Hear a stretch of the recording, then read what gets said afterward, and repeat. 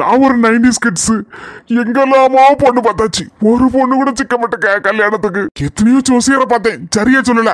ஆனா இன்னைக்கு காலைல ஒரு ஜோசியர் சொன்னாரு, இன்னைக்கு உனக்கு ஒரு டேர்னிங் பாயிண்ட் இருக்குன்னு. பாப்போம், அவள் வருவாளா, அவள் வருவாளா. போன் அடிக்கி, புது நம்பரா இருக்கு, யாருன்னு தெரியலையே. ஹலோ. ஐயோ, ஹலோன்னு சொல்றாரு. இப்ப என்ன பேசுறது?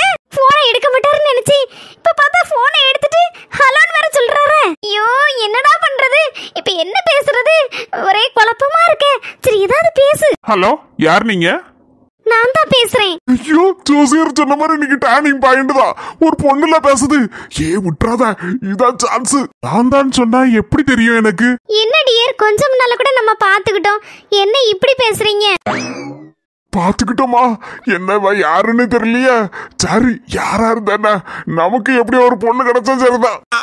ஓகே ஓகே, சொல்லுங்க சொல்லுங்க. என்ன சொல்லணும்? நீங்க தான் சொல்லணும். நீங்க போன் எடுப்பீங்களா எடுக்க மாட்டீங்களா நினைச்சுதான் நான் போன் அடிச்சேன். என்ன சொல்லணும்? நீங்க தான் சொல்லணும். நான் போன் அடிச்சோன்னு எடுப்பீங்களோ எடுக்க மாட்டீங்களோ டவுட்ல தான் போன் அடிச்சேன். ஆனா டக்குன்னு எடுத்துட்டீங்களே, பரவாயில்ல. ஓகே, பேசுவீங்களோ மாட்டீங்களோன்னு நினைச்சேன். ஆனா பரவாயில்லையே, ரொம்ப நல்லா பேசுறீங்க.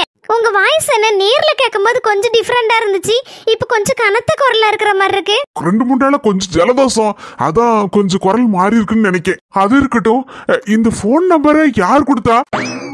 ஒரு ஸ்வீட் ஹார்ட் தான் கொடுத்தாங்க. அவங்க ரொம்ப ரொம்ப நல்லவங்க. அவங்க கேட்ட உடனே கொடுத்துட்டாங்க. மற்றவங்களாம் கொஞ்சம் யோசிச்சாங்க, ஆனா இவங்க மட்டும் யோசிக்கவே இல்லை. உடனே உங்க நம்பரை கடகடன்னு சொல்ல ஆரம்பிச்சிட்டாங்க.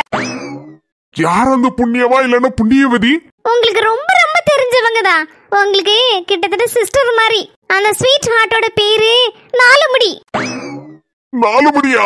யாரா அந்த புண்ணியவதி நாலுமுடி? உண்மையில இந்த நாலுமுடிக்கு நான் ரொம்ப நன்றி கடன்பட்டிருக்கேன். உங்க பேர் என்னன்னு தெரிஞ்சுக்கிடலாமா? மருமகளே, ஆன்ட்டி வராங்க, அப்புறமா நான் பேசுறேன். ஐயா வச்சிடாதீங்க, ஐயா பேரை சொல்லிட்டு வைங்க. ஐயா வச்சிட்டாங்களே. ஐயோ, எனக்கு சிக்கிட்ட ஐயா. நாலுமுடி அக்கா புண்ணியத்துல எனக்கு சிக்கிட்டே. யாரையா அந்த நாலுமுடி அக்கா? யார் அந்த நாலுமுடி அக்கா? Hi anti. யார்கிட்ட போன்ல பேசிட்டு இருந்தேமா?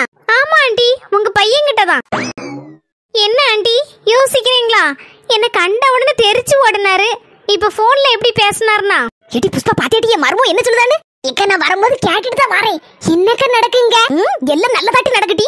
எல்லாம் என் விருப்பப்படி சந்தோஷம் நடக்கு. நீ என்ன சொன்ன? அவன் எங்க சம்மதிக்க போறாங்க அப்படி இப்படின்னு சொல்லி சொன்னேன். நான் சொன்னா அவன் அதெல்லாம் சம்மதிப்பா. அந்த பொண்ணை பார்த்த உடனே சரண்டர் ஆயிடுவான்னு சொன்னோம்ல. இந்த பிள்ளைய பார்த்த உடனே தேவா வாடனவே ஆளே காணலன்னு சொல்லி இப்பதான் புலம்பிட்டு இருந்தேன். போன் அடிச்ச கூட எடுக்கவே மாட்டேக்காமட்டி.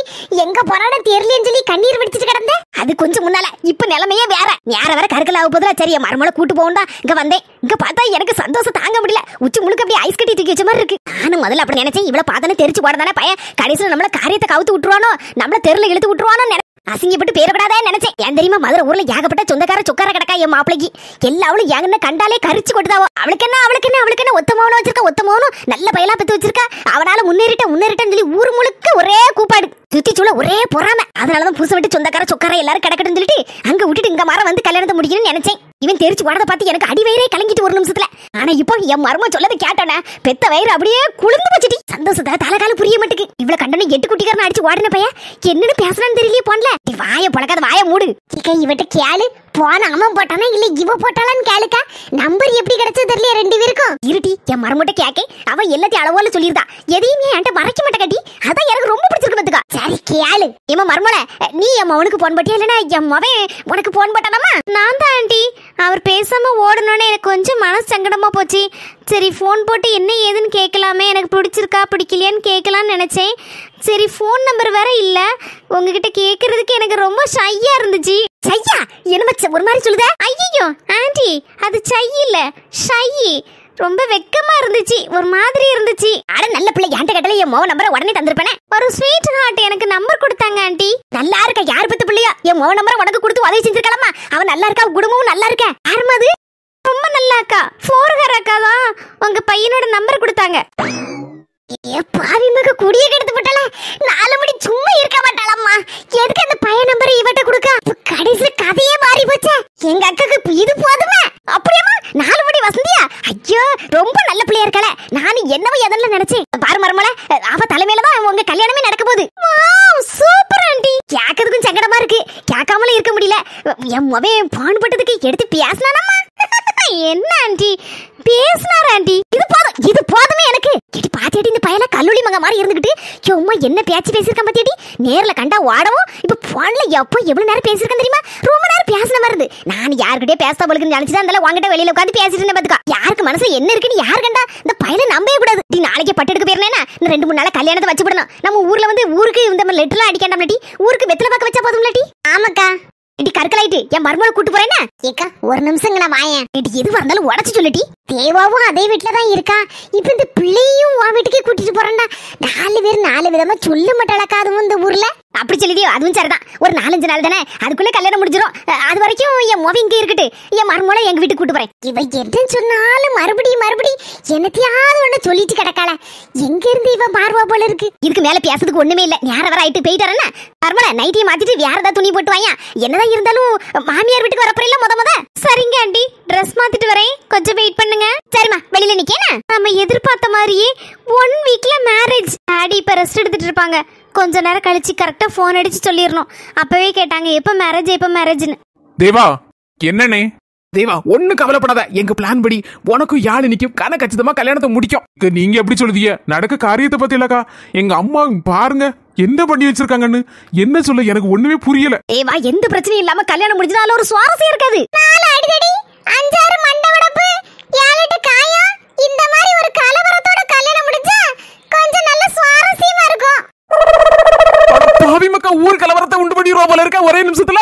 சின்னபடு கொஞ்சம் குனி. இவ வேற ஒரு பண வசதிக்கு வளர்ந்துருக்கா. இவகிட்ட பேசுறதுக்குள்ள கழுத்து சுளிக்கிரும் போல இருக்கு. பாரு உன் நாத்துனா உன் வீட்டோட வச்சுக்கா. நம்ம கூட்டத்துல சேர்த்து அவகிட்ட எல்லாத்தையும் சீக்கிரட்டையும் ரிவீல் பண்ணல விளங்குச்சு. பாத்தியா என்ன சொல்லுதா? 4 பேர் கலவரத்தை உண்டு பண்ணணுமா, 5 பேர் மண்டையை உடைக்கணுமா, 7-8 பேர் காயத்தை உண்டு பண்ணணுமா. அந்த மண்டை உடப்பு லிஸ்ட்ல உன் பேரு என் பேரு தான் முதல்ல இருக்கும். அவளுக்கு கல்யாணத்தை முடிக்கிறதுக்கு யான் உயிரை காவு கொடுக்க முடியாது. என்ன செய்யணும்? 4 முடி அவளை தலையில தூக்கி வச்சு நாத்துன்னு கொண்டாடு. என்னன்னு போ, அது உன் வீட்டோட வச்சுக்கா. இந்த விஷயத்துல அவளை மட்டும் தலையிட விட்டுறாத. தேர எழுத்து தெருல விட்டுருவோம், அதை மட்டும் பாத்துக்கோ. கடைசியில ஊர் கலவரம் வந்துச்சு, நான் பொறுப்பு கிடையாது. 4 முடி ஏன் நாத்தை பத்தி தெரியாதா? ஏதோ ஒண்ணு பேசணுங்கிறதுக்காண்டி பேசுது, மத்தபடி கலகத்தெல்லாம் உண்டு பண்ணது. நீ உன் நாத்தை விட்டு கொடுப்பியா? அங்க பாரு அவ புருஷனை கலவரப்பட்டு வாய படந்து நிக்கான். ஏவா பயப்படாத, எந்த கலவரமும் இல்லாம எந்த கலைவரமும் இல்லாம உன் கல்யாணம் ஜாம்னு சூப்பரா சந்தோஷமா முடியும். எப்பா தங்கச்சி சொன்ன பிறகு போன உசுறு திருப்பி வந்த மாதிரி இருந்து. எங்க என் பொண்டாட்டி ரிவெஞ்ச் எடுத்துட்டு இதான் சமையன்னு என் மண்டையை தாக்கிரோடன்னு நினைச்சேன். உசுர வச்சிருக்க, உசுரை எடுக்காம இருந்தா சரிதான் தாயே. பாரதேவா இனிமேதான் நீ யாழினிக்கு சப்போர்ட்டா இருக்கணும். அவளுக்கு தைரியத்தை கொடுக்க வேண்டியது நீதான். இக்க அவ ஜூஸ் கார்னர்ல ஒன்னும் பேசாம ஒரே ஓட்டமா வாடிட்டா. போன் எதுக்கு இருக்கு? போன போட்டு பேசு, அதெல்லாம் இனிமே பேசுவா. சரிக்கோ. எப்ப இப்பதான் மாப்பிள்ள மூஞ்சில அப்படி ஒரு ஒளிவட்டம் தெரியுது. சும்மா இருங்கண்ணே, நடத்துவோம் நாடகத்தை. அதான் இனி பேசியாச்சுல, இனி போன்ல பேச வேண்டியதுனே. பேசி சீக்கிரம் என்னென்ன பிளானுங்கிறத யாழினிட்டு சொல்லிரு. அடப்பாவி சொல்லதுக்குள்ள தெரிச்சு ஓடிட்டானா போன் பண்ணதுக்கு. செல்ல தையி நான்லாம் எதுக்கும் பயப்பட மாட்டேன். ஆகா நம்ம 3 ரோசஸ் கோஸ்டி தெருல உட்கார்ந்திருக்கோம் எல்லாம். சின்னப்பனு 3 சிசிடிவி கேமராவும் என்ன பேசுதுன்னு பாப்போம்.